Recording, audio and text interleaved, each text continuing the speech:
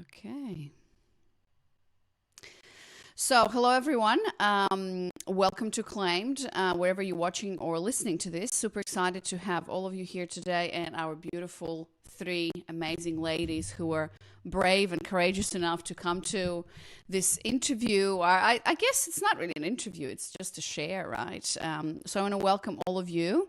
Ashley's calling in from Vermont. She's like in a tree house, and so hopefully the sound is going to be fine. And she's like such an earth lady. Every time we talk to her, she's in the woods or somewhere. I don't even know where, but anyway, she's making it all happen. V's joining us from San Francisco, and then Alexis is in Barbados, which is super exciting. So, ladies, welcome. I just want to start by telling you how grateful I am that you are here, for your time, for your yeah, as I said, I'm sure not every day you come and share your story, especially with such a, probably personal and vulnerable subject as relationships and why you're here in Claim. So I am deeply grateful and humbled that you're here.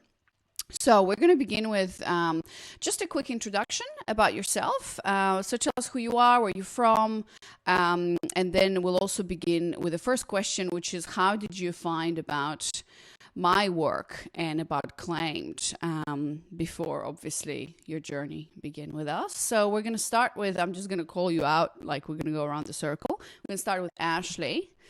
Ashley, your turn.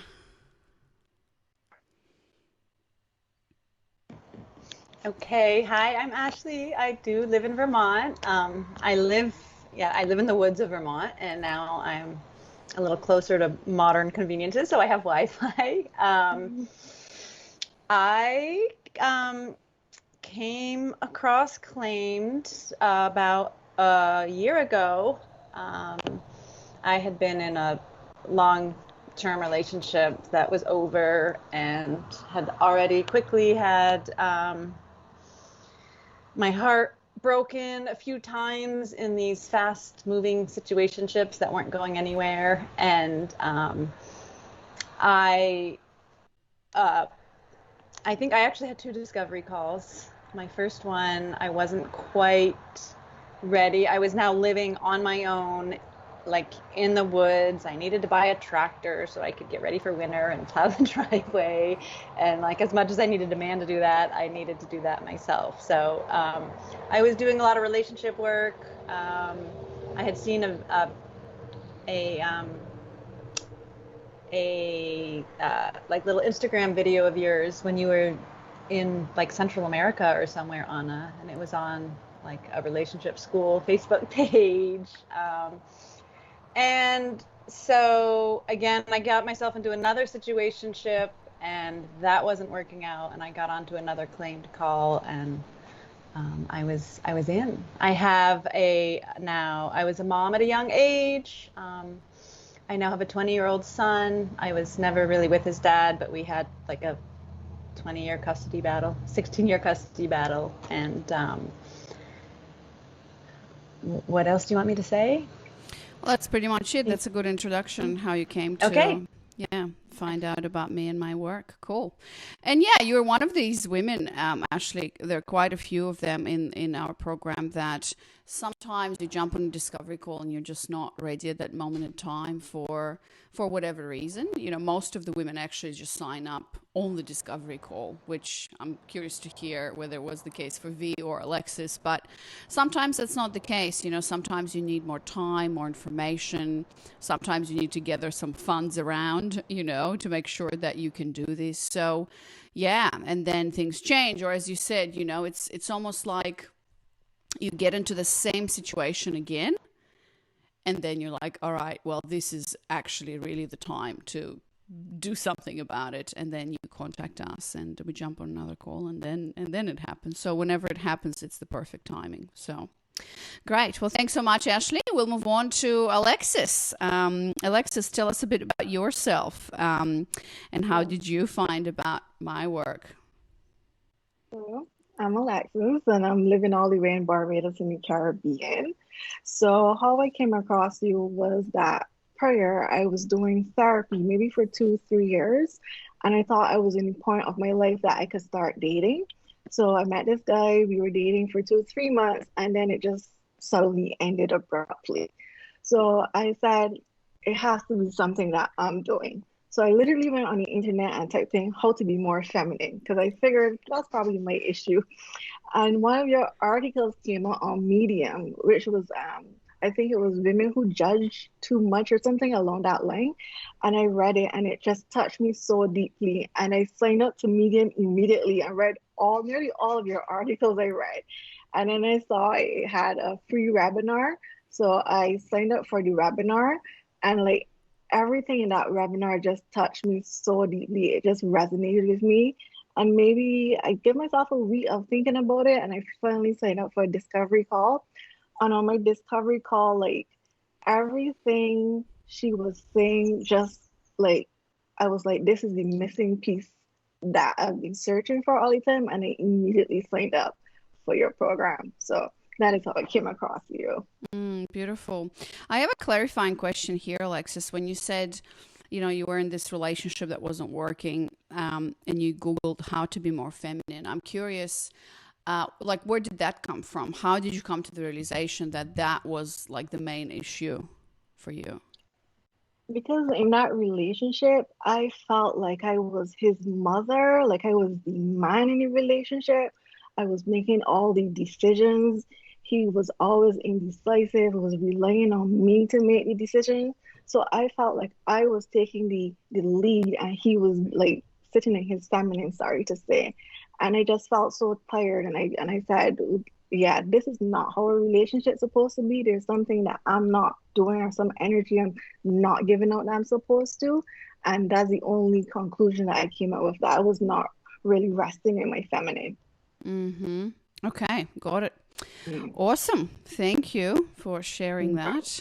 We're going to get back to Alexis. So before I move on to V, I actually want to clarify something with Ashley. And I should have asked you when you were speaking, but Ashley, so when you say you were in these fast moving situationships, I think you'll need to define that for us, because right now what I'm trying to get a sense of, or I guess share with the audience so we can understand, is where each of you were in that past situation before you found about my work and we jumped on the discovery call. So with Alexis, it was, she was with this man who would describe like a more of a feminine man, right? And she understood that the polarity, maybe she didn't have that wording yet, but that needs to change. So what was it for you, Ashley? Like when you say you were in and out of these situationships and your heart was broken a few times, how would you describe that pattern and how did it feel? Right. I mean, I think since like my whole life, I've been dating men. I fall quickly, or at least, since my son, like I was 22 my 23 when I was pregnant with my son, and then dating for the past 20 years. But I always had this pattern of falling for these guys that were just not into me, or they would leave me for someone else. And, I had been in this longer term relationship that lasted 7 years, and we had actually bought a house together. So we were a little bit intertwined, and couldn't wait to get out of that relationship. I was so free when it was over. And I think about the same time I started like he was leaving. I had met someone by chance over something I had bought, over like a Facebook marketplace for my house. I bought a heater for my bathroom and we met, and he was a single dad and he was cute, and we started talking. And this was the sort of this was like the first spring of COVID for us. So we both had some time to talk, and we had all of 3 dates, and I was like, this is the guy, this is the one for me. Like, this is like, that was also how it always was for me. I would meet this guy and I was just like, oh my gosh, he's the one for me.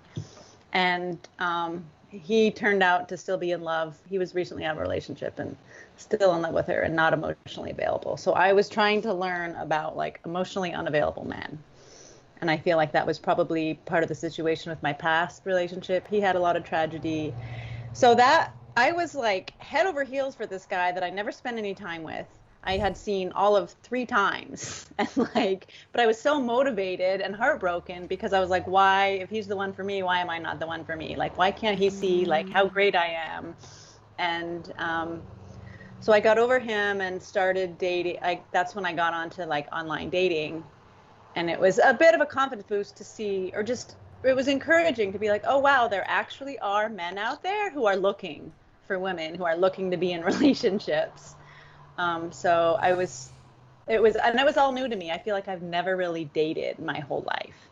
Like Mm-hmm. I was in Got high it. school. I had a 4-year boyfriend in high school, and I had, then I was a mom, and I was just like, college years were drinking and hooking up with people.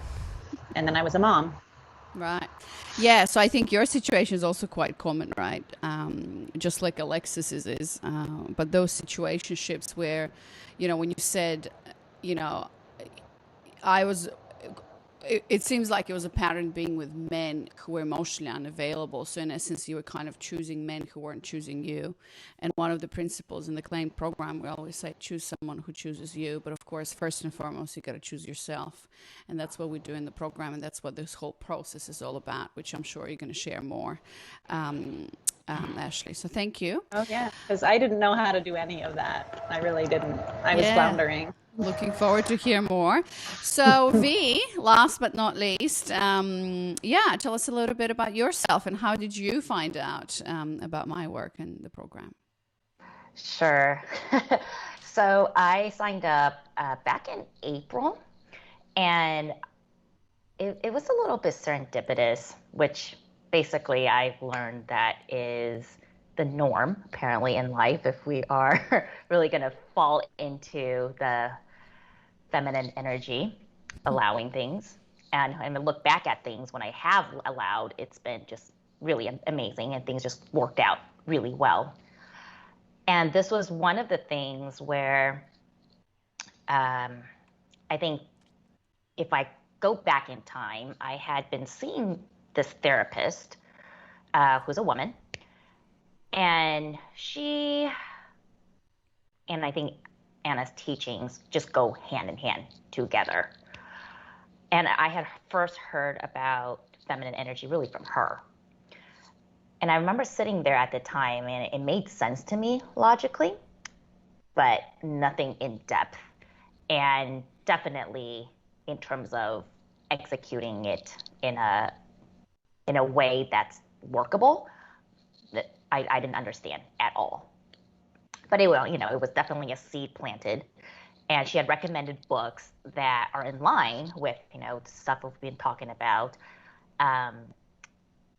And it was just by chance, I was out with a friend one evening having dinner, and we were discussing just, of course, relationships. And part of it is really not having great role models throughout life of what a positive relationship actually looks like. And I think prior to this, I had done a good amount of, I think, just internal work of just trying to figure out my patterns, which I noticed started coming up. And some of the patterns included really being the person who has to take care of everything. I might as well have been the lone person doing two roles in the relationship. That's what it felt like. And I was just tired, frustrated, and very much just felt unheard, unseen, unappreciated. There's a lot of uns in there. It just to the point where I thought, this is ridiculous. This is obviously something is wrong, because if I'm the only person in here that's remaining stable in people I encounter, namely men, that means me. There's something about me that I need to really change. And I think also through the therapy, it got to a point where I was on Facebook scrolling, and somehow Anna's thing popped up. I have no idea how. I can't even remember if it was a Facebook ad or anything. It just popped up. And I looked at it and thought, this is interesting. Well, let me click on it. And I was looking, reading, and saw some of the videos, and I thought, oh, wow, this is really interesting. It sounds familiar, like what the therapist kind of talked about, but more in depth. And it just made it very easy to sign up for a first call. And my first call was with Barbara.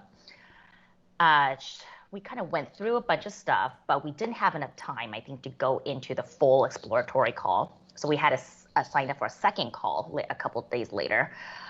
Signed up for that, and I basically told myself, all right, universe, I am on the fence about this entire thing because it is kind of a pretty penny. It's a kind of a hefty amount.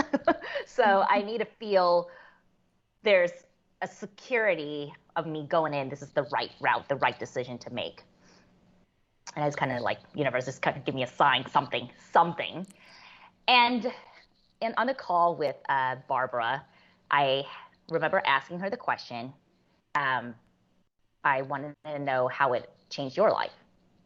And as she was explaining, I have this magic number that anytime I see it, it's really a good reflection for me. I looked up at the time and it was that number.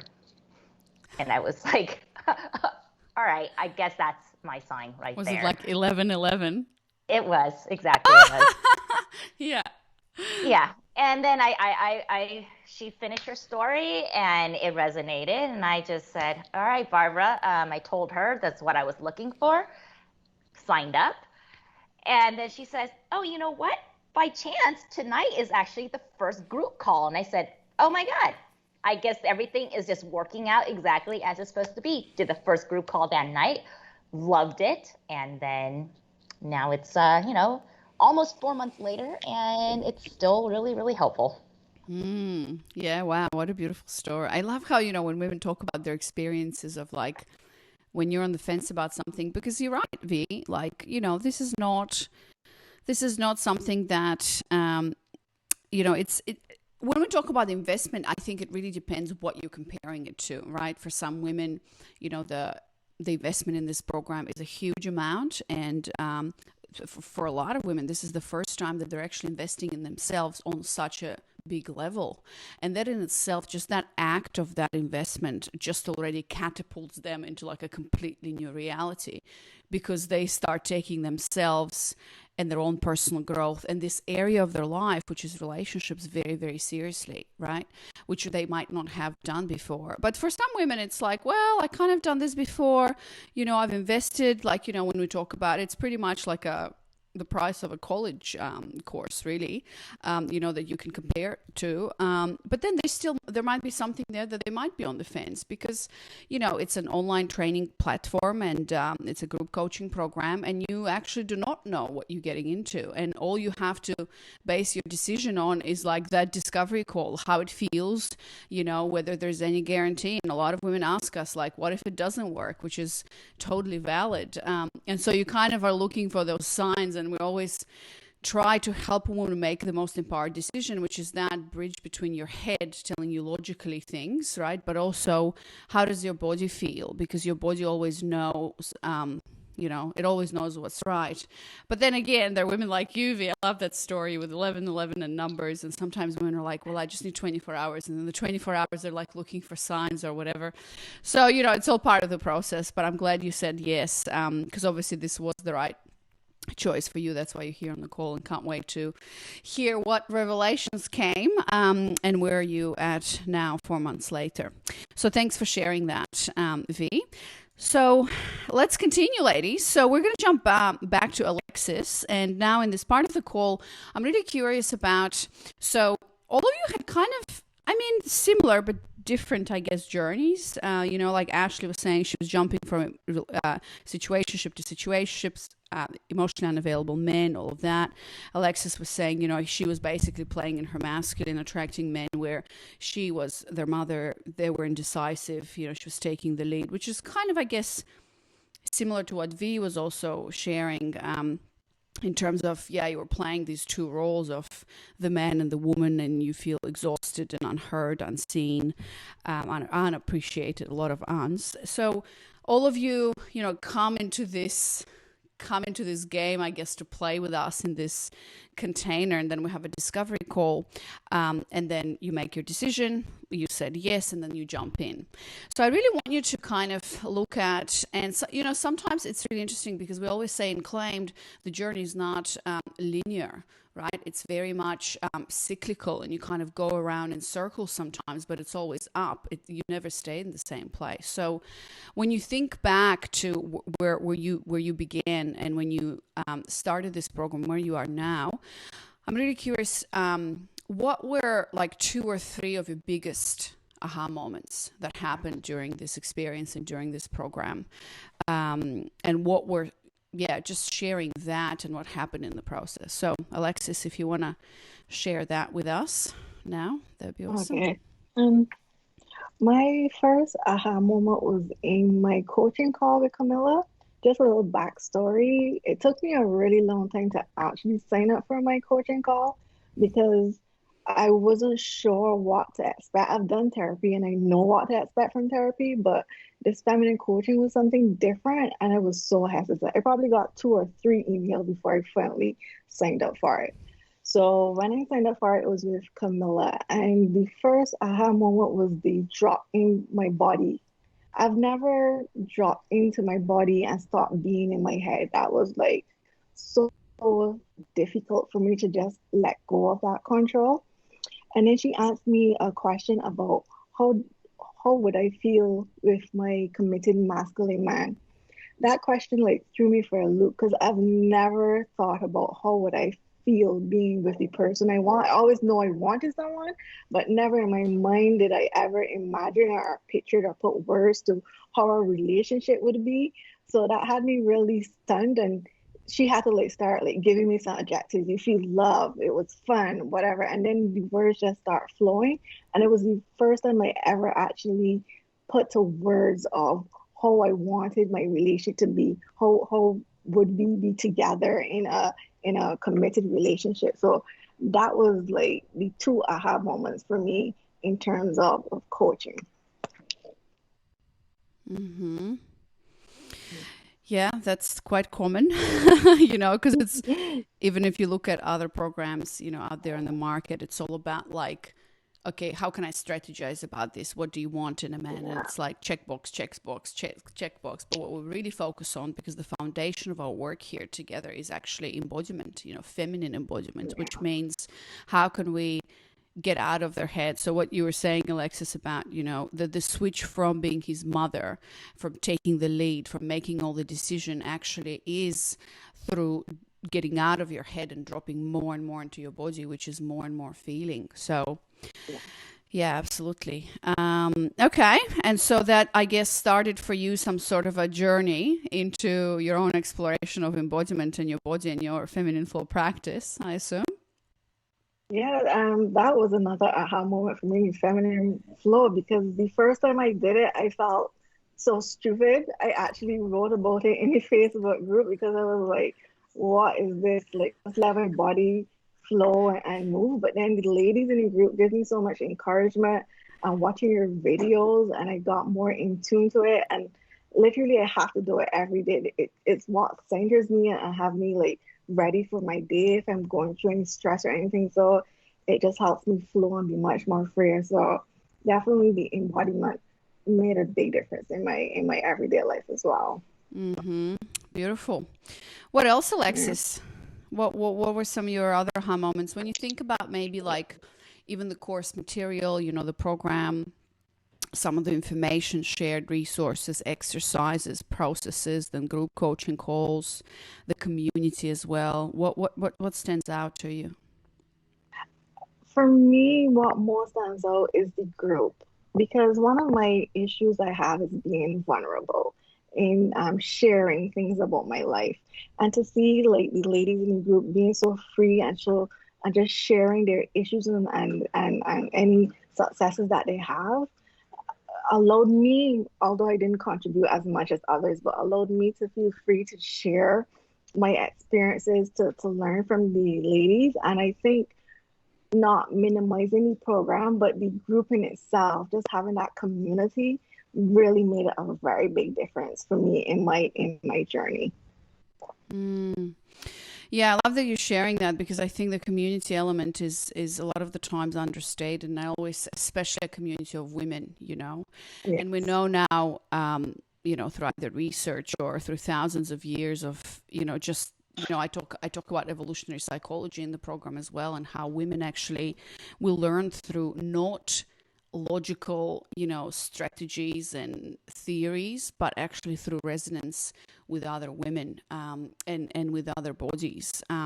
So, because, most of the personal growth stuff in the last, 50, 70 years was written by men for men, essentially, because that was not the women's realm, or, we were busy making children, creating children, nursing children, like taking care of the house and all of that. So, yeah, it's really interesting when women come together, and you're right, when obviously I'm not doing group coaching calls now because I'm on maternity leave pretty much, but it's just like so empowering, I know, when we all hold space for a woman. And I think all of you have pretty much been in that hot seat on a group coaching call, where it's like we guide you into your body and we drop deep. And when you witness another woman in her depth of, despair or her limiting belief, and she's like breaking down and crying, and all of us are there holding space, and you're also in your own experience, and it just breaks so many, I think, barriers,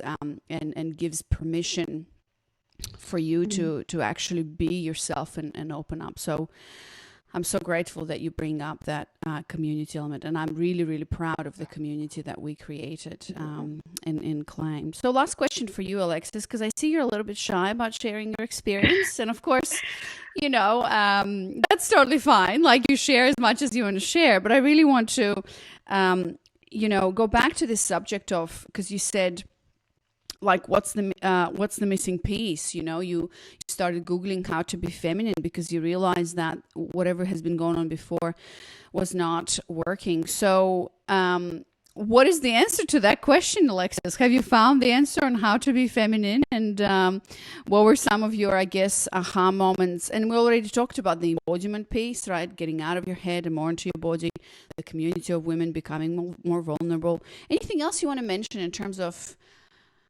I guess, your aha moment in terms of polarity, or men, in general, that really helped you shift and transform into that feminine side of the pole more? Okay, so my aha moment one of the aha moments I feel to mention came when I was on a group call. You had a lady who was basically talking about she wasn't happy being a woman. She didn't find the joy of being a woman, like how she disliked her period and stuff like that. And that clicked on me because that's how I felt. I don't think I ever really understood or enjoyed being a woman. I always in my mind wanted to be a guy, be one of those guys, wish I was born a man. And being in this program and going through the models, I started to understand feminine energy. I started to understand where my period played a role in my life and my emotions. I started to understand what was a workhorse. I had no idea versus a well horse.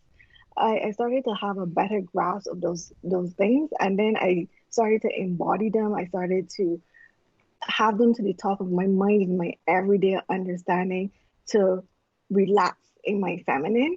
And by doing that, I realized it started to do a ripple effect in my life. Men started to started to view me as a woman. I no longer was like, oh, I'm a strong, independent woman. I don't need a man. I think that's the worst thing that was taught to women all over. I think we do need a man, and men are compatible to us. And we have to realize that they do play a role in our lives. So that was something too that I had to realize. And by acknowledging that and embodying that, I started to see a difference in my life, not only in my close personal male relationships, but just in general, how I was being treated by men. Yeah, beautiful. So where are you now, Alexis, in terms of, so you're saying, this changed how men started to view you as a woman and not as another dude, guy, someone to compete with. And that's a very common, actually, transformation that happens as you go through the process. And your close personal relationships with men have changed, and I'm assuming your dating life also has shifted or transformed. So anything else you want to add in terms of like when you look back at your journey, when you started and when you are now, how would you describe your current situation right now as a result of this process? Right. So I haven't found a committed masculine manner. I'm not dating as yet because COVID is still impacting that. But as right now, I'm very happy.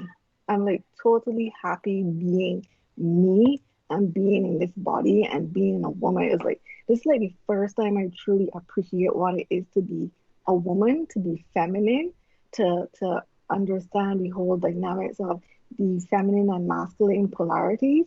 So compared to when I started the program where I was depressed, I was honest, aggressive, masculine energy all the time. So now I'm much more softer, I'm much more happier. I appreciate men. I don't take the patriarchy is trying to keep me down. I understand the roles of males and females and where we complement each other. So I would say I did a complete 180 and I'm a much better person, a happier person for being part of this program. Oh, that is so amazing to hear, Alexis. Thank you. And before we move on, I just really want to comment on that because, you know, when I was creating this whole process and this program, my intention wasn't, and that's what you see actually a lot of relationship programs or dating programs on the market. They promise you that you're going to find the man, right? Like you're going to get into a relationship, you're going to get into, like relationship or even marriage, engagement, marriage, whatever. And that's beautiful. But I do not focus on that, or the focus, of course, the promise of the program is actually that you're going to shift the patterns and you're going to start attracting committed masculine men. Now, whether you end up in a relationship or not, that's a different story. And a lot of women do end up in relationships. I believe Ashley's now in a relationship after her own journey of, we're going to talk about that because she's been on a pretty big roller coaster. But, we do not focus on that because my intention with this whole process is to help a woman really shift and transform her belief system, right? About herself, about men, about relationships. Like you said, Alexis, it was so beautiful to hear you say, I no longer look down upon, being feminine or being a woman. I don't see men trying to, keep me in the kitchen or whatever in this patriarchy. Like when you said, I'm totally happy with myself, for me, that is what success looks like in Claimed. Because I know that if you've done that, Alexis, then you have tools that are sustainable and that are long-term. Because there's no way that when you have your beliefs, a healthy belief system about yourself, about polarity, about men, relationships, and the world in general, there's no way that you're not going to be attracting great men and then eventually ending up with someone if that is your choice. We do not have a timeline here because it doesn't work on a timeline. I can't tell you this is a 10-week program. By the end of it, you're going to get into a relationship. A lot of women actually get into a relationship and then a few months later, that relationship might not work. And that's all part of the process. It's all learning, right? There is a lesson. We always say every man is a teacher. So I just wanted to comment on that. And I'm sure when things happen, because now the foundation is there. And I have no doubt that if you continue to do the work, Alexis, and show up and now you have the tools, then, because that's the thing, you get into a relationship with a great man when you are totally happy within yourself and you have the tools. Because I can definitely give you all the tools that you need, and you probably by now, all of you ladies know how to get into a relationship. But then the big question is, what kind of a relationship is that? What is the quality of that relationship? What is the quality of that marriage, right? We've all been in those relationships that are like, all right, don't want to be here anymore, right? So we're looking for sustainability. We're looking for long term. And I feel like this program has provided you with the tools. And of course, we're still in it because it's a whole process. So thanks so much for sharing, Alexis. Great story. Anything else you want to add or share? No. Okay. Beautiful. Thank you. All right. We're going to move. I'm thinking Ashley or V. I think we're going to go back to V because I know Ashley, we're going to finish off with your story because your story is the bang. I think. So we're gonna get into that. So V, let's hear from you in terms of what were your some of your biggest aha moments as you went through the program. The main one was, I think, week 2 of the program. And I'm sure, Anna, you remember this because I was sitting in the group call, which was maybe I don't know, it was second or third one, very early one. And I was saying that I had finished, I think, module 2 already, and sitting there all eager, and you were like, no, I've never heard of anybody doing modules that quickly. You're really in your head. You need to get into your body. And I remember it was such a aha moment because I have had a tremendous difficult time being in my body up through now. And I think part of it is, I think in society, and especially in probably American society, if somebody tells you you have a type A personality, it's basically masked as a compliment, like that type of a go-getter. It's if you are introverted, it is not considered a positive, even though there are many, many positives, but it's just like subconscious, nonverbal things that are already shared in society. And I think that part of me coming out as, oh, I am going to be the best student in this class. I'm going to get an A plus in my head. I was like, yeah, I'm going to finish all the modules and get a straight A. Like, wait a second. Nobody's grading me. And after I took a step back, I thought that was just so ridiculous. I didn't even question it when I was doing it. It just came so naturally and familiar. And I think it was around that time when I basically made the decision, and it felt really right at the time, to every single morning before I even get out of bed to do meditation. And the meditation was somatic meditation, which I didn't know was the name of it until I think one day in a group setting, I think Anna, or it could have been somebody else. Somebody said this, that a good part of this course and feminine energy, masculine energy is kind of rooted in somatic therapy. Was not aware of it, looked into it, and it was like the light bulb went off. I thought, oh my God, why is this not more well known in all therapies? I wish I had started doing this when I was 20. One of the first therapists when I was 20. And, up through now, no therapist had done that with me at all, except the current one that I'm working with.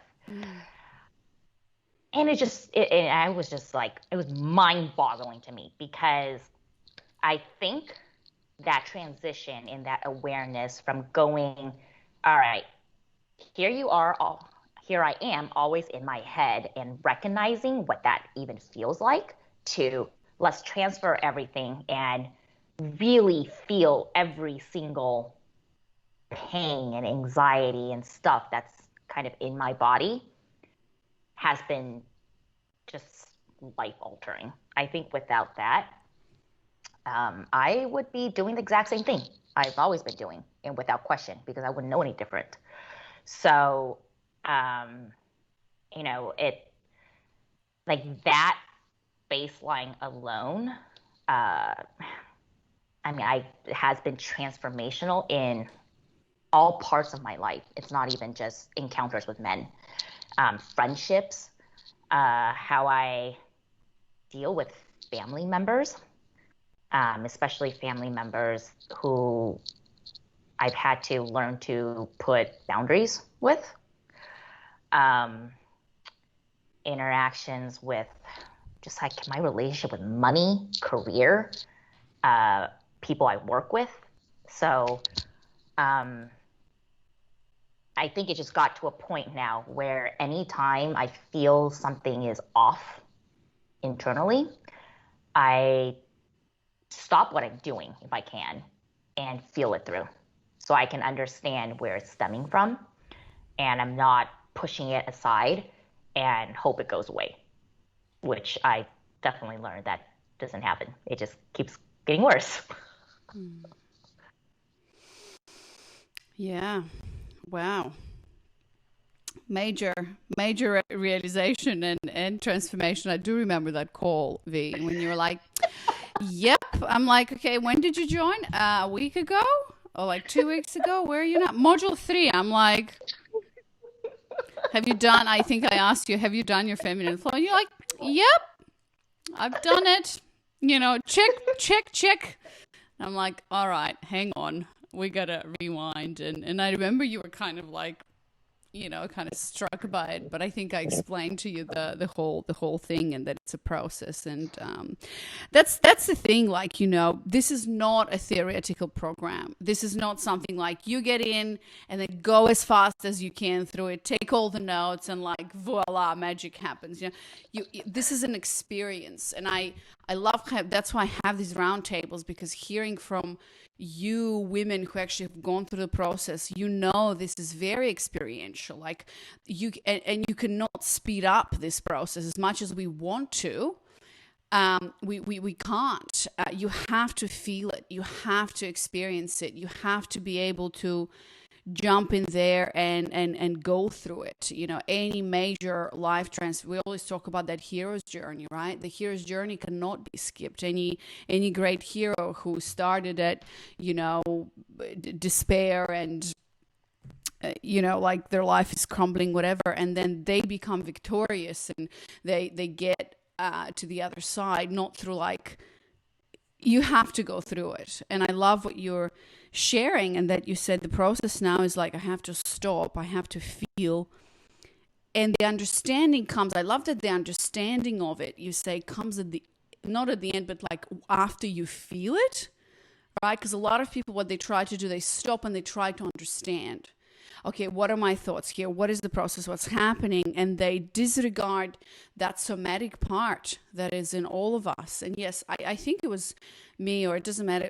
We always say in feminine embodiment coaching, actually as a modality, yes, it does stem from somatic therapy. And you're right. And it's actually coming out now, V, more and more. I don't know if you ladies are noticing that embodiment part, where the body keeps the score, the trauma especially and specifically stored in the body. It's not in the mind. And so I'm still to this day, kind of, and all of this is coming out, and there are some amazing, therapists or people who have done a lot of research, a lot of years. Like somatic therapy has been proven to be one of the most effective modalities for like PTSD, sexual abuse, and all of that. So, and that's what we're kind of doing in the program as well. Obviously, this is not a trauma-focused program, but a lot of women have experienced, quite serious, we do have some women who've experienced sexual abuse and trauma and things like that. But, when we talk about like even mini, like small traumatic events that could come from childhood or anywhere, and women's bodies, we walk around with so much tension when we're in our masculine energies, like especially today, as you said, V, we're playing both roles. And there has never been a more amazing time to be a woman, because you have all these opportunities. We march into offices and we march into businesses and we change worlds and stuff, but we never stop and feel into the toll that it's taking on our nervous system and the body. And what are the tools that I can be a modern successful woman and be able to be in my body and actually release a lot of the frozen tension, because it's not the same for men and for women, especially when we go through cycles, motherhood, childbirth, even that, I'm preparing now for my 4th trimester, which is like 40 days, at least a month. How many women we know give birth to children with, via scheduled cesarean, for example, and like march into the office, I don't know, a week later, without any maternity leave or whatever, without any support. So, yeah, anyways, that's a whole different story that obviously is my story now.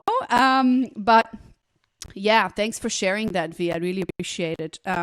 Anything else that you want to mention in terms of your aha moment? So the embodiment part was definitely a huge catalyst for you and a revelation. Any other aha moments? Oh, I think some of the stuff that's come out, I think most of the stuff was in module 2 with the limiting beliefs excavation.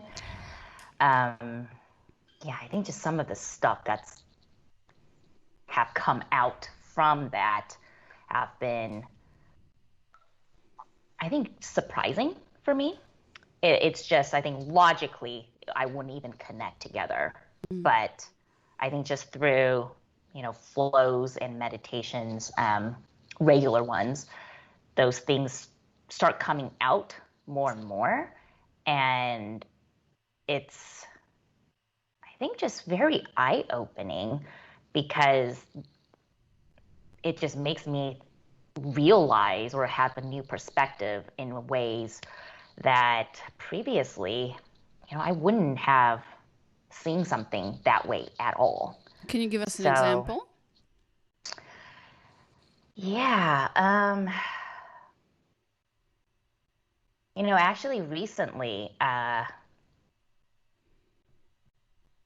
think a fairly common example people might understand is I think my body finally got caught up with my brain for this. My brain understood, but my body did not. And that was my personal choices with my relationships are mine alone. And I don't need to seek approval from my family members. And if they disagree with me, they can disagree, but I'm an adult and it is okay for me to make my own decisions. So I think that realization, logically, I knew that. Friends around tell me that. Internally, that's not been the case. So I think finally, when my body and my head finally came together in a aligned way, that was a pretty big deal. Yeah. So I guess you're talking about a situation where I'm just trying to think of a specific example. Let's say you're dating someone or you're not dating someone or it's too soon, too fast. Everybody has an opinion. And then you kind of trying to, all of these stories, you're not married yet. When is this going to happen? Oh, but this guy is good for you. This guy is not good for you. Logically, you understand that, okay, this is my life. I'm an adult woman and I make my own choices. But I guess in your belief system, and that was the case for me as well. Like, when something is true, but I guess oftentimes we don't have that internal reservoir of tools, right? Or enough confidence, enough of a belief that I don't need your approval to actually stand in my truth. And then we don't have perhaps the courage, the tools, the boundaries, the communication language to say, I love you. I still love you. I still respect you. You are my mother, father, aunt, sister, whatever. But I choose to go this way. And this is my truth. And I would really appreciate, if you respect that. And if you don't, that's totally fine. Yeah, I think on my end, there was also a underlining of fear. I think some of the belief system included things like, you have to be with this man. There's no other choice. And if it doesn't work out here, it's never going to work out with anyone else. You'll never meet anyone else. And then you're going to get old and you're going to be alone and you're just going to die. I think that was a very heavy storyline that kind of seeped in. And it's just kind of hovered. So I feel like for a long time, a lot of the decisions that just kind of was on the outer portion of decision making, hovering around for no good logical reason, but that's how I felt. Yeah. And it's this common thread of scarcity mentality. You know, there's the scarcity mentality we talk about when it comes to money or career, livelihood, whatever. But there's also a very real thing about scarcity mentality about men, because there's so many men out there, you know, and that's what we see. Like when you join this program, we hold that space for all of you, and that belief that, oh my God, there's so many, not only there's so many men, but there's so many great men, right? And when you go through this process and you shift and transform and you start approaching men, relationships, dating with a slightly or completely different energy, depending on where you are in the process, everything changes. And then it's almost like women describe this as an awakening, or, you know, the blinders have been taken off, or you're like, wow, what have I been missing and for how long? You know, and then you switch from that scarcity mentality of there's no good men around, or like there's one and my friend is married to him and that's it, to an abundance mentality of I don't need to settle for this. You know, there's just so much out there and great men are looking. We just need to give them a chance. So yeah, I love that. Thank you. So V, if you were to kind of summarize where you're at now, you know, compared to the situation where you said you were when you found out about this work, jumping on a discovery call, just looking at my notes here, you know, you mentioned that you were unseen, unheard, unappreciated. Something was wrong. You were trying to figure this out. So where are you now? How do you feel? I mean, definitely significantly better on so many levels. Funny story. Barbara had mentioned before that she would encounter men that would approach her while walking on the street. And before this program, no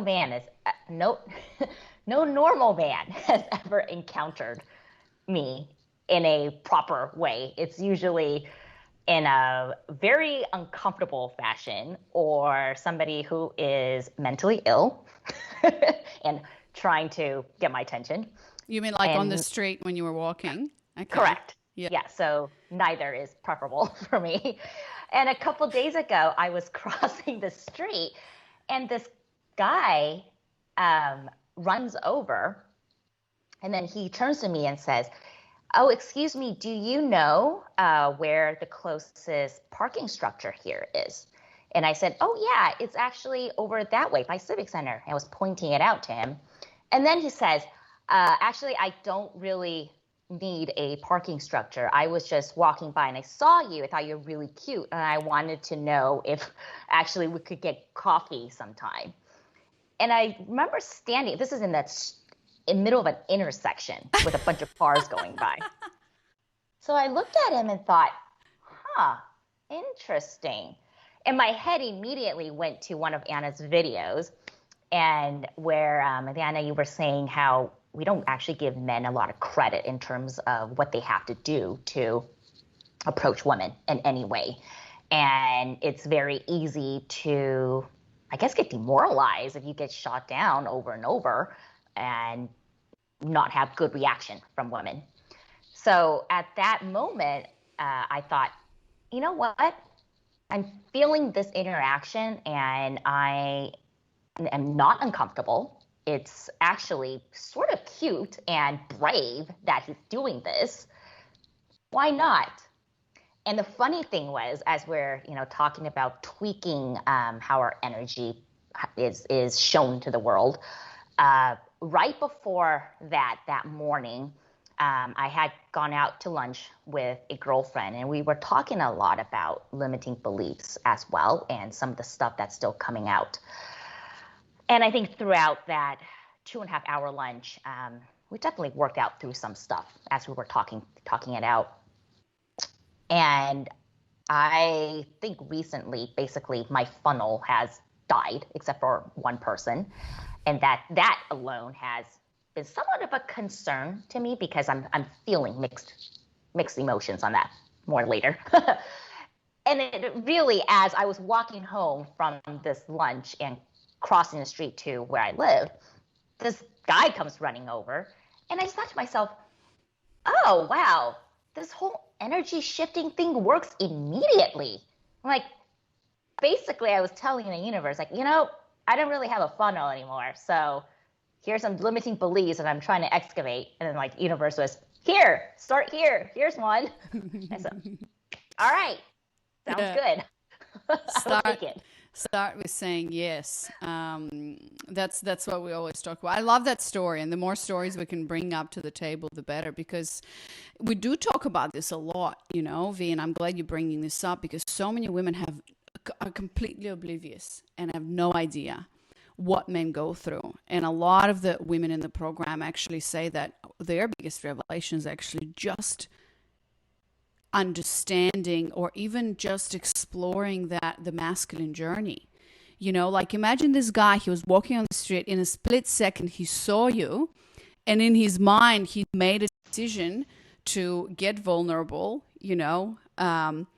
and to like ask you a question and then ask you another question and risk being rejected, right? Because that's what men, and that's why men, and we talk about this in the program, that's why men are so good at rejection, at being assertive, at not taking no for an answer in careers and businesses and opportunities, but also with women. We like persistent men, unless they're creepy. If they're creepy, we don't. But we do like a man who does not give up, who you say, well, maybe I'm busy. And then he cracks a joke. And then he says, well, V, I'll buy you the most amazing cocktail. I know this little place, and they mix this and that. And then I'll give you that's part of the game. And a lot of women have a very negative attitude to that, because obviously they've been burnt out, limiting beliefs, whatever.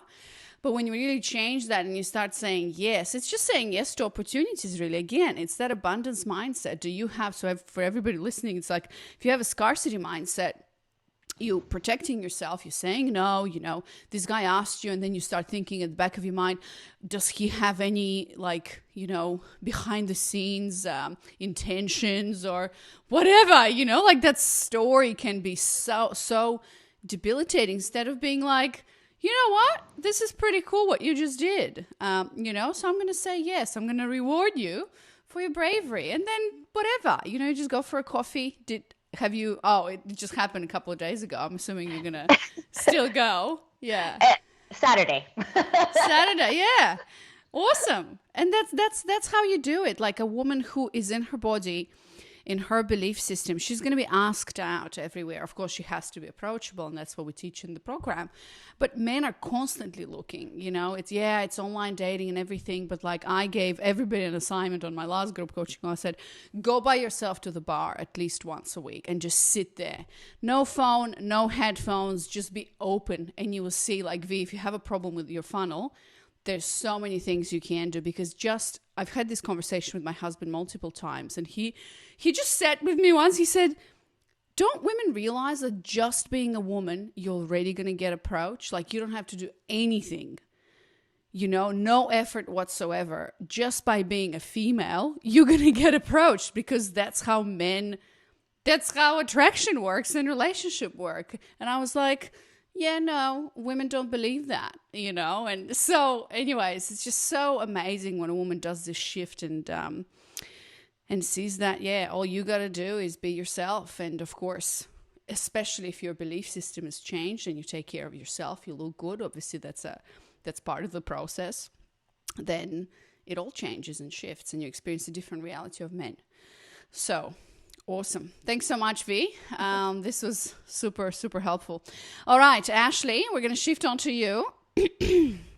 So, I don't know. I'll let you talk, I guess, and I know that, you can share so much with us, Ashley, because, witnessing you in this program has been quite a journey. I think you're one of these women who has really been active, has really been doing the work, and I think your story is one of those stories where it's not linear, but it's like cyclical. And I really wanted to tell you in person, and I think I told you this in our group, but how proud I am for you, for not giving up, for constantly being there. And it's like layer by layer by layer by layer, and it's like all of the stories that you share and all of your sharings, like I absolutely love them.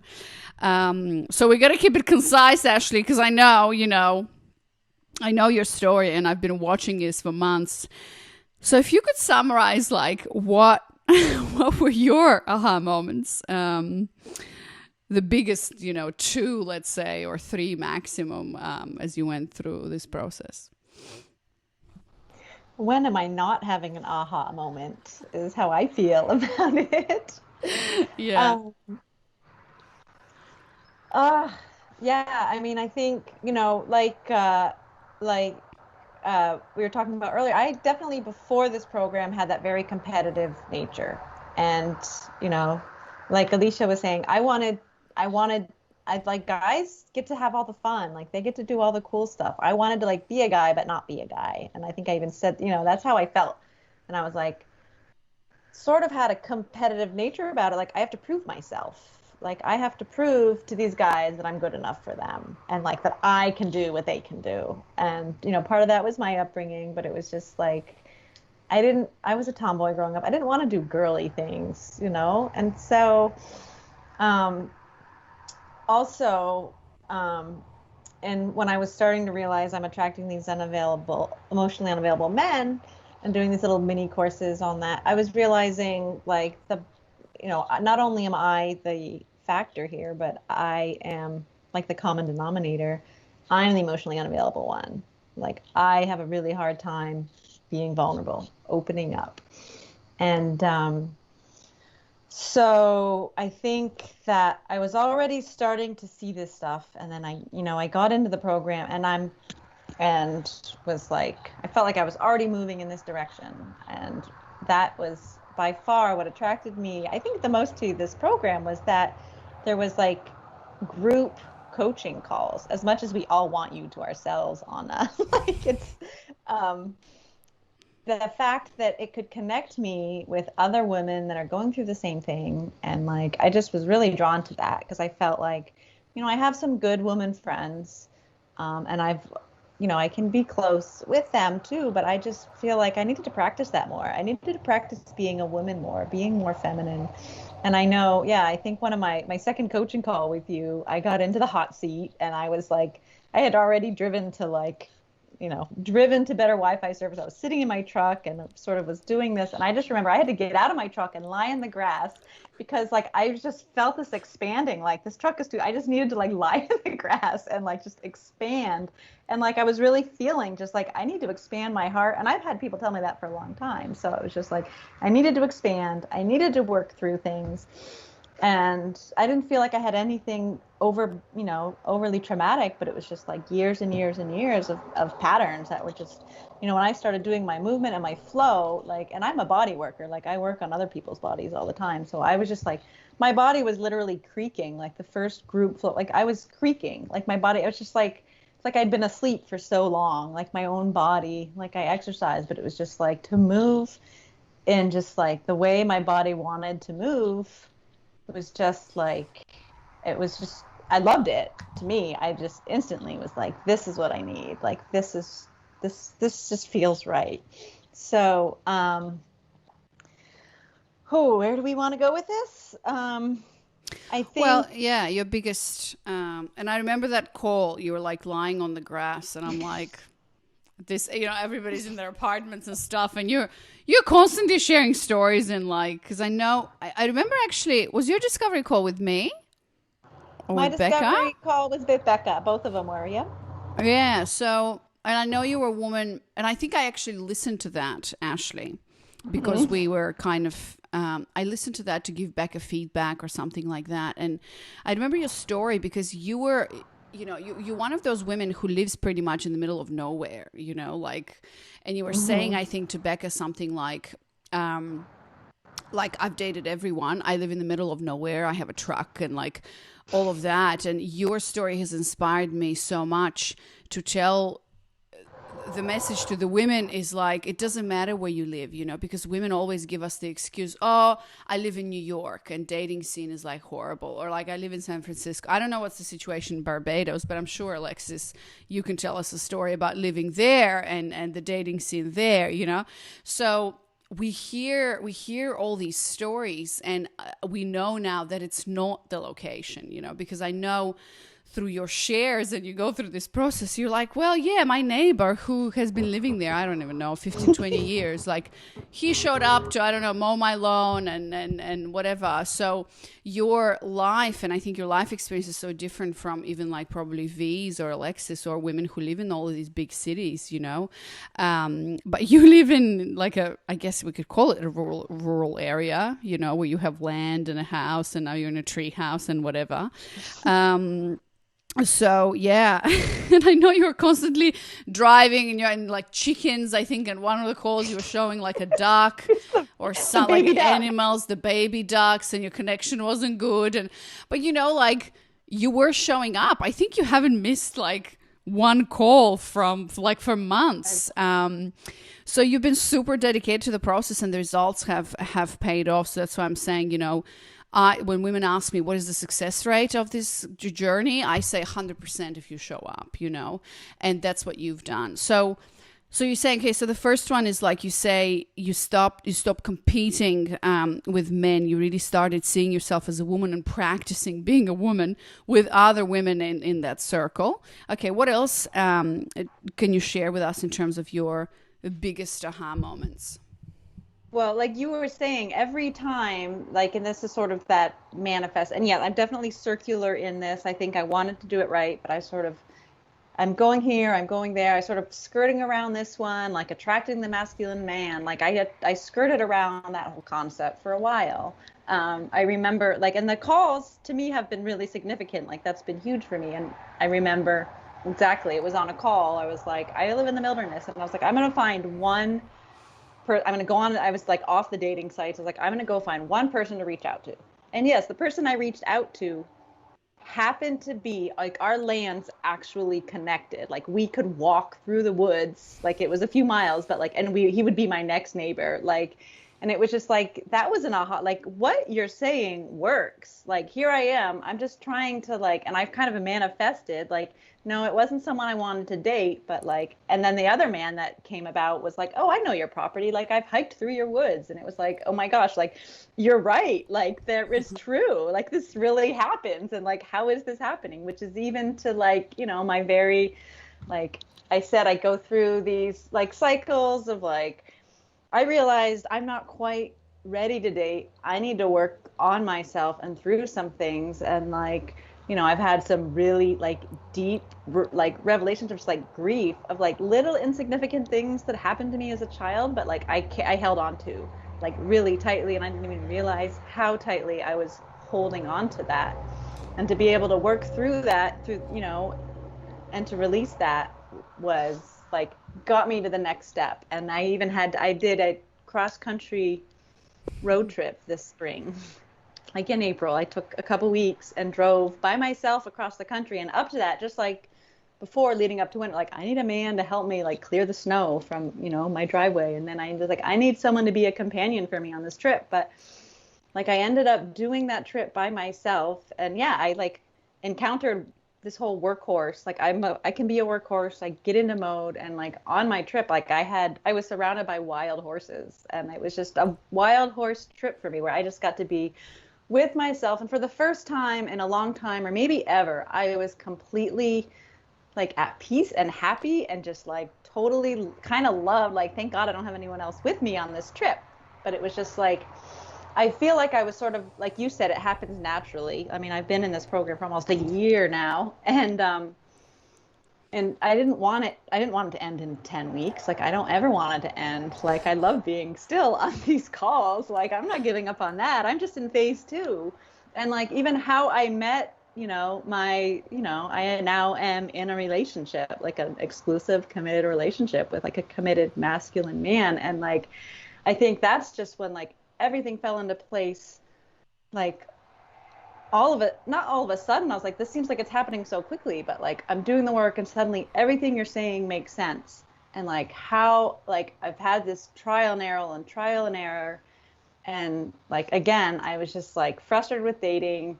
I was sort of starting to chase after another guy that was potentially, you know, I was interested in. And like, he told me he wasn't interested in a relationship. And so I got on, I was like, okay, I'm going to get on like a dating app. for 2 weeks. I'm like, I'm giving myself like a 2-week limit. And like, I had a date with a man that night, you know, and like, he's now like, we're now in like an exclusive relationship. And that was one of the first things I said. Like, I just like jumped on it. It was like, you know, we went, you know, I'm very much like, I like adventure, you know, I'm an adventurous girl, but I don't want to get into that role of being like the guy, like the friend zone, which I often get to. But so how would you describe this relationship right now? And you know, when I saw your story, I almost like, when you kind of, you know, told us about that you are exclusive now, I kind of jumped off my chair. I was like, oh my God, you know, like Ashley just posted, she got claimed. It was like such a celebration for me, because again, you know, like as you said, sometimes there are a lot of, it's like years of stuff coming up, you know, and you've been so dedicated and you've had your down moments, you know, you could have given up, but you didn't, you just continued. So tell us a little bit, and we're going to finish with that. How does this relationship feel? Like, you know, Alexis said the question to her by Camilla in her coaching call was, how do you want to feel with a man? How do you want to feel in a relationship? And that's what we really, really focus on. So how does it feel for you now, and how is it different from whatever you've experienced before? And I think that was such a good thing to focus on. Absolutely. And that's what, like, I wrote it out the 2 days before I met him. I finally went through the exercises and the action steps of like, and 2 days later he appeared again. Like, you work miracles, but I knew I wasn't ready like until that point. And he appeared, and I was like, this feels right. And I had, even what I wrote out was exactly like, you know, I wanted to feel. And you had pretty much scolded me like on the call like the week before, kind of like, Ashley, you've been here for so long, like, you know, that's when I had like the baby do the work. Do the work. Yeah. And I started going deeper, and like I knew, like I went deeper, and it was like within a couple weeks, it was like, okay, like I'm clearing the air that I was kind of holding on to. So, you know, and I think I recognize in him that he's in his masculine, and I respect that. And I allow myself to step back, and I feel comfortable. I don't feel like I have to prove myself to him. Like, I have not yet felt that way. I just kind of like, I appreciate him, and he appreciates that, and he loves that. You know, I had mentioned something about these calls. It's like, oh, just like you know, it's like a women's group. And he's like, oh, what do you do? Like, sit around and like talk shit about men? I'm like, no, like, we honor men, like we praise, you know, like we honor men. And he was like, yes. And like, he came up, you know, and like started making out with me. He was like, wow. And like, he just thought, you know, it's not what he's used to either. Like, he's not used to having, and a woman that I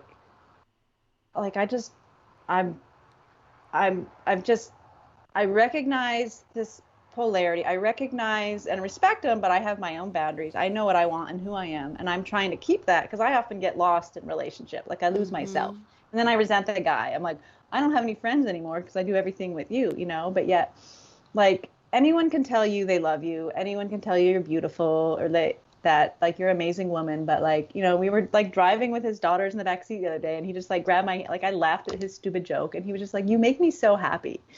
And like, that to me is like, I've never had a guy say that to me before in all these years. And like, that to me was just like the most, like, that made me so happy to hear that, like, that I am making, you know, like, we just make each other happy, and that's what we tell each other. And like, that just feels good. Like, we were all like, and he has 2 teenage daughters, and like 13-year-old and 14-year-old. The 13-year-old, I'm in her treehouse right now. Like, she loves me, she adores me. Like, we're besties. Like, she steals all my clothes, and like, she comes to my house. She comes to my house. She like loves. She just is fun. And then this 14-year-old, she's a little more moody, a little protective of her dad, and like, who, you know, she's been the woman of the house. You know, and he was been waiting too. When we talk about leaving space for someone, like, he had empty drawers in his bedroom. Like, he hasn't dated anyone seriously for 5 years, because he had his own work to do too. So, But we were all just like, we just all ended up in his one daughter's room, and next thing you know, they do this like hog pile where everyone just jumps on top of everyone. And like, so I don't only have like a man right now, like I have this family that I've always wanted. Like I have a son, but he's like grown, he's out of the house. I always wanted more kids, and I don't really want to be raising new kids all over again. I don't want to start with a baby all over again.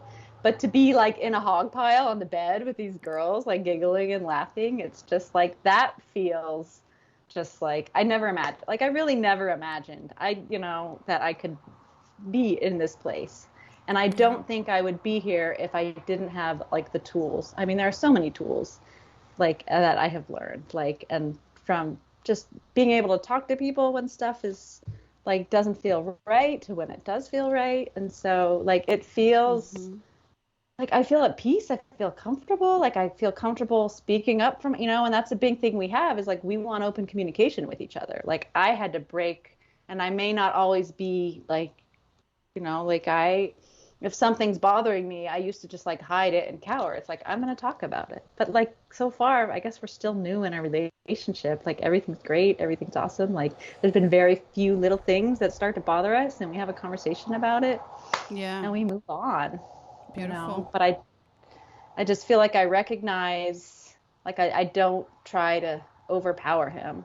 Like I probably have in the past.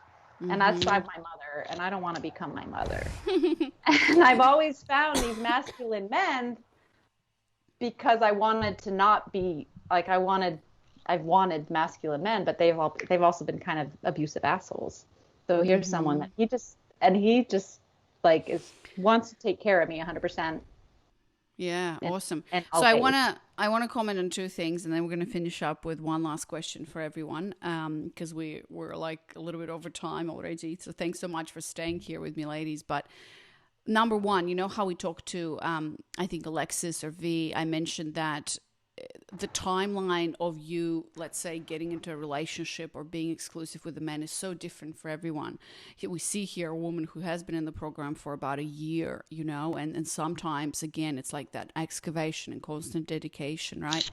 And for some women, it happens very quickly. For some women, it doesn't. Like Ashley, even after a year, I'm like, have you done module 4, that worksheet? She's like, no.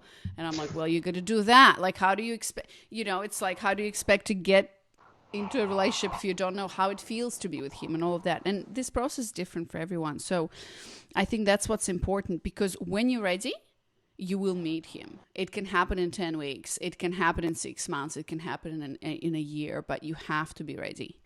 So that's one. And the second one, I love that you said, I'm having my women's group, and your guy was like, oh, like talking shit about men or whatever joke. But I want to say that, so many men and women do not realize this, and do not realize they're doing this. So many women or so many men are, just like you said, so used to or experience women who do not appreciate men. And the constant story and the tape that's in their head that perhaps they've heard their mother tell their dad, you're not good enough, you're not making enough money, I told you to do this and you didn't do that, and then she takes him to a playground with other women, and all these women are talking about how their men are shit and not doing anything, and and it's a constant story that men hear, directly or indirectly, and they know it and they feel it. And they're so used to women scolding them, like parenting, like children, you didn't do this, you didn't do that. What? So, as much as and that's like, for me, my intention, everything changed for me when I just stopped, because I was also that woman. You get with a girlfriend over a drink, and what do? You talk about shit. You talk shit about men, pretty much. And so, yeah, once we change that language, and once we change that perspective, and once we're in a group with women who are like, you know what, I'm not interested in that. What I'm available for is I'm working on changing my belief. That's why I actually really recommend for everyone who's listening here, and who, if you get together and like engage in conversation about bashing, there's nothing wrong about, saying this happened or this happened or this happened, but what you focus on expands. And so if you focus on something that's not positive, that's a scarcity mentality, right? then that's what you're going to attract, because you're going to be seeing evidence again, and again, that men are a bunch of assholes, they don't do anything, that patriarchy, whatever. But once you change that mentality and you focus on, no, I'm here to appreciate the masculine, you know, and what they do for us, everything changes. And your man, Ashley, like that's what my man told me. I feel free with you. You know, he doesn't feel like he's a little boy. He feels appreciated and he feels like he's been chosen. It doesn't mean like he doesn't do stuff that I don't like, but I just don't focus on that. And if something comes up that I don't like, I do communicate and I set my own boundaries. But it's such a different mentality there. So we're going to finish up. So I'm just going to ask all of you ladies one last question. If you were listening to this conversation from the place where you were whenever you started this program, why would you recommend hang on, Ashley, I'm just going to mute you for a second. Why would you recommend signing up for a discovery call? Like, I'm sure there's women who are listening or watching this and have that resonance, right, with any one of your stories, and are pulled into kind of exploring this more. Why would you recommend jumping on a discovery call and then eventually, of course, joining the Claim program? So we're going to start with V. V, what do you have to say? I think anyone who has even taken the time to venture into this, whether it's looking at some of the videos, a little bit receptive to hearing more about feminine, masculine energies or energy work just in general, read any blogs, anything. I think just even listening to a little bit of the webinar / discovery calls broadens the perspective. And then they themselves can make the decision, is this where I'm at right now in my life that I can, one, make this investment, and two, feel comfortable that I'm ready for this and be able to get something out of it. I mean, I have girlfriends a select few girlfriends that I've talked about this topic with. And, you know, I can very quickly, within the first minute or two, see where in their life journey they're at and if they're going to be receptive to it. And the ones that are more receptive, then I kind of, you know, talk a little bit more about this program, and they can themselves decide yes or no, you know, if I'm interested or not interested. And I've definitely discovered, I think in a very similar way, a lot of women, maybe they're initially not interested because for whatever reason, but then at some point later, they remember the conversation and they go back to it to either talk about it or just look up information on their own. I mean, for myself, I've definitely been in situations where other people may have shared something and I was like, no, not for me. And then a couple months later, I'm thinking, actually, what did she say about this person? Let me go Google it. And really coming full circle with it. Yeah, absolutely. Cool. Awesome. So for everybody listening, I'm just going to give you the link. If you go to girlskill.com/apply, that's the application page where you can apply for a discovery call. Then you can schedule your discovery call, and then if it feels right, because it has to feel right, that's what this discovery call is about. There's no obligation, it's free, and we really literally discover whether this is the right fit for you and whether you're the right fit for us, because we make sure that every woman who joins is the right fit for the program. So awesome. Thanks so much, V. Alexis, what would you say to women listening, and why would you recommend jumping on a discovery call and joining the program? I would say that us as women have lost or haven't been taught how to be feminine, something that we've forgotten.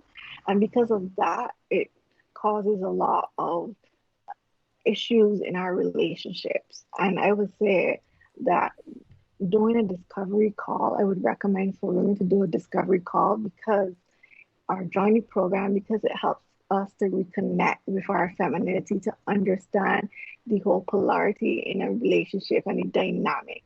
And I think that if we reconnect with our femininity and know what it is to be a woman, everything else in our life just falls into place. So I would definitely say it would be worth every penny to join the program. Oh, amazing. Thank you, Alexis. Beautiful. All right, last not least, Ashley, What would you tell women listening? It has definitely been such an investment in myself. I mean, that and alone has been so worth, the an equal, if not better than my tractor investment. It's I like that you compare this to your tractor investment. Great. But this is gonna last forever. I mean, I'm happier and more at peace, and I understand myself and others so much better. Like even my family, like I now notice like polarity with my brother, and instead of like squabbling, like I went to visit him on my road trip, and instead of like squabbling with him, I'm like, you know what?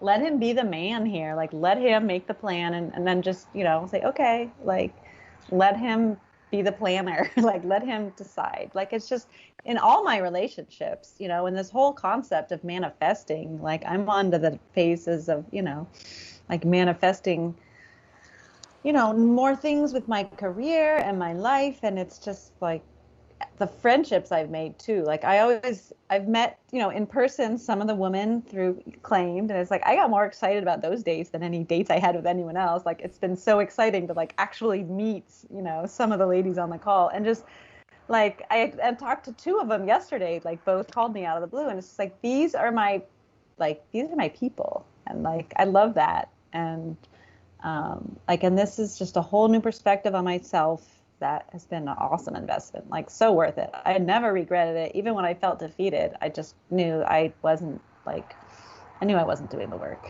Like you were right.